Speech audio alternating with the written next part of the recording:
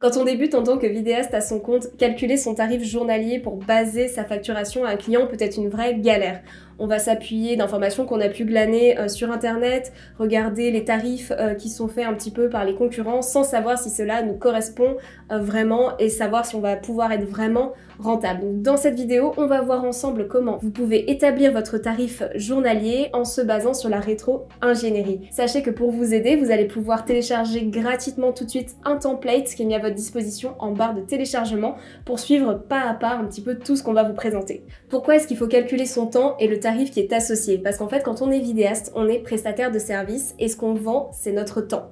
Même si on produit une vidéo au final pour notre client, c'est vraiment la notion du temps passé à ce projet qui est importante et c'est ce qui va nous permettre de calculer notre seuil de rentabilité.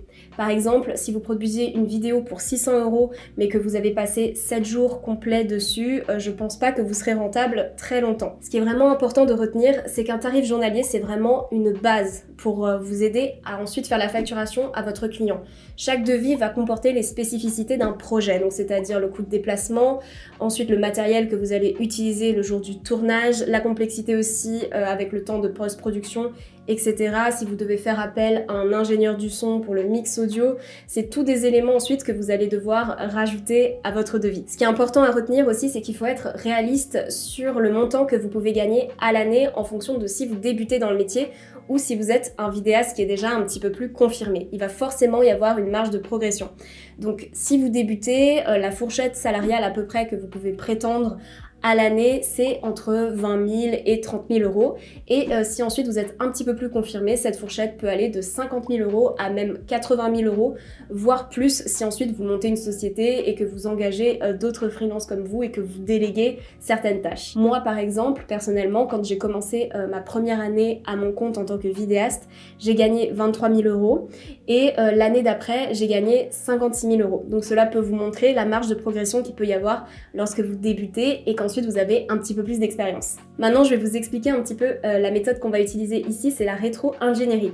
Alors la rétro-ingénierie, qu'est-ce que c'est? C'est tout simplement partir en fait du résultat désiré pour ensuite dérouler toutes les étapes qui vont vous permettre de remplir votre objectif. Donc ici, on va partir d'un montant que vous désirez gagner à l'année et ensuite, on va vraiment ajouter à cela tous les frais qui vont être inhérents à votre entreprise. Donc ça peut être les logiciels de montage, les licences de musique, etc. Et aussi le nombre que vous pouvez mettre en trésorerie par mois et les charges aussi de l'État, donc vos impôts. On va vraiment prendre tout ça en compte et on va le diviser par le nombre de jours que vous pouvez facturer à vos clients. Concernant le nombre de jours que vous pouvez facturer à vos clients, une année comporte 365 jours comme vous le savez. Cependant, c'est impossible de facturer 365 jours à vos clients. Donc il ne faut pas se baser sur ce chiffre-là parce que sinon cela reviendrait à travailler 7 jours sur 7 et clairement c'est impossible.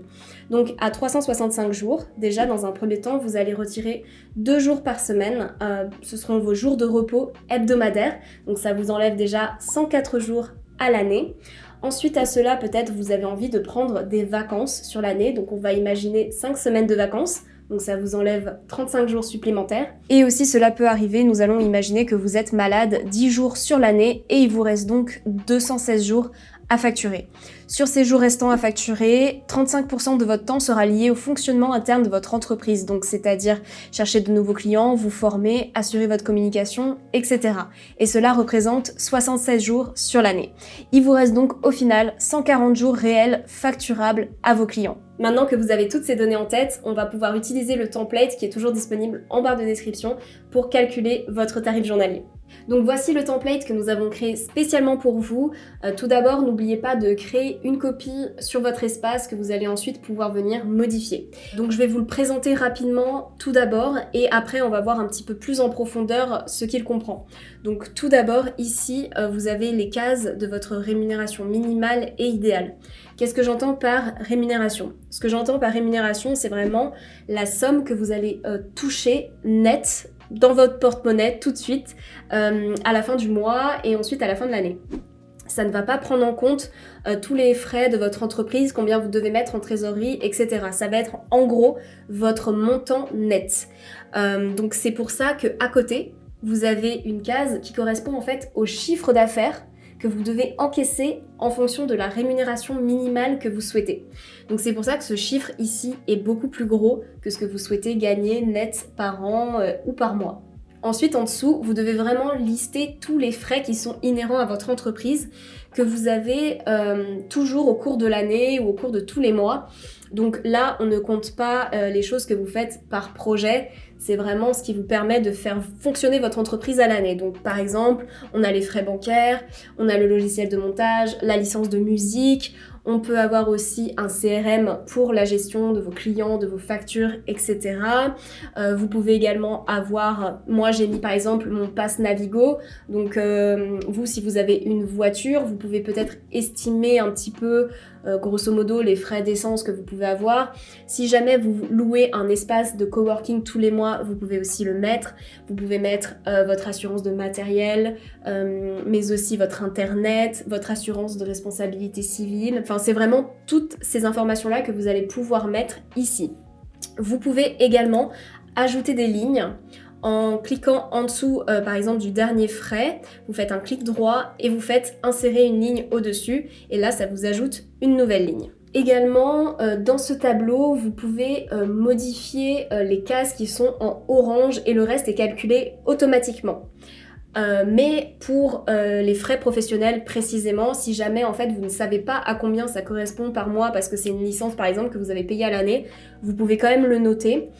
Donc en fait tout simplement vous double-cliquez sur la case par an et vous enlevez la formule et vous pouvez mettre par exemple 200 €.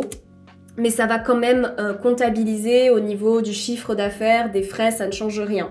Donc du coup, vous en faites pas pour ça, vous pouvez quand même noter ici la case, même si elle n'est pas forcément en orange. Ensuite, en gris, vous avez la somme totale des frais que vous avez tous les mois. Et ici, c'est le montant que vous pouvez mettre en trésorerie. Donc vous pouvez choisir de modifier ce montant si vous le souhaitez. Mais je vous conseille quand même de penser à cette notion de trésorerie. Donc c'est-à-dire mettre un petit peu de côté pour faire grossir aussi si jamais vous avez un coup dur, que vous devez racheter du matériel, etc. Ou que vous souhaitez tout simplement investir pour des formations ou du matériel. Enfin voilà, vous avez toujours un petit peu des fonds qui sont disponibles à côté. Donc c'est pour ça que je vous invite vraiment à compter sur ça. Ensuite, ici, j'ai mis le taux de charge sociale, le taux d'imposition sur le revenu. Donc là, ça va être aussi à vous de changer en fonction des taux que vous avez en fonction de votre pays. Je pense que c'est pas pareil si vous êtes en Amérique du Nord, en France ou en Suisse. Donc là, n'hésitez pas aussi à harmoniser et ça changera le chiffre d'affaires que vous devez encaisser. Donc nous avons en dessous les fameux tarifs journaliers en fonction de toutes les informations que l'on a notées au-dessus. Donc vous avez votre taux journalier minimal en fonction du montant minimal que vous voulez avoir tous les mois comme on l'a noté plus haut. Donc là ça vous fait par exemple 208 € à facturer. Et ensuite, ça vous donne aussi votre taux horaire, donc sachant que c'est basé sur 7 heures de travail par jour, je vous compte ça, et votre taux journalier idéal en fonction de la rémunération idéale que vous avez aussi noté plus haut, et là vous avez aussi votre taux horaire idéal. Donc voilà, vous avez un petit peu toutes ces informations ici. Donc maintenant, on va un petit peu s'amuser à faire bouger les chiffres et on va dire que votre rémunération idéale, alors on va vraiment grossir le trait, c'est juste pour vous montrer comment est-ce que ça influe sur toutes les autres cases du tableau. Donc par exemple, en rémunération idéale, on va noter 3 000 €. Et là, vous voyez que le chiffre ici a changé ainsi que ce que vous devez encaisser par an. Voilà. C'est vraiment le chiffre que vous allez encaisser qui va vous permettre de toucher ce montant-là par an, en comptant également vos charges sociales et tous les frais inhérents à votre entreprise.